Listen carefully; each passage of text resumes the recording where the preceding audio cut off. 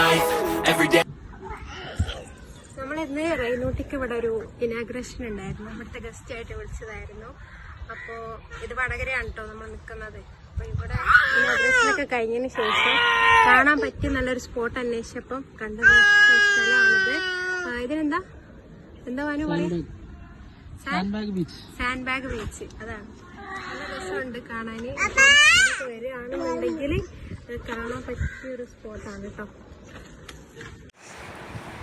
അപ്പോൾ ഇതാണ് sand bags ബീച്ചിൻ്റെ എൻട്രി എന്ന് പറയുന്നത്. നമ്മൾ നല്ല നട്ടുച്ച സമയത്താണ് എത്തുന്നത്. ഒരു ഈവനിങ് ഒക്കെ ആകുമ്പോൾ ചെന്ന് കഴിഞ്ഞാൽ നല്ലൊരു കാലാവസ്ഥയായിരിക്കും, നമുക്ക് തണുപ്പൊക്കെ ഉണ്ടാകും.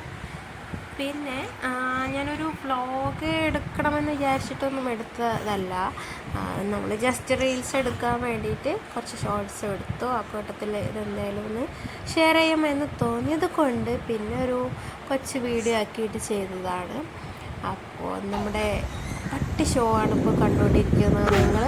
കാരണം റീൽസിന് വേണ്ടിയിട്ടുള്ള ഓരോ വീഡിയോസാണ് കേട്ടോ എടുത്തുകൊണ്ടിരിക്കുന്നതാണ്.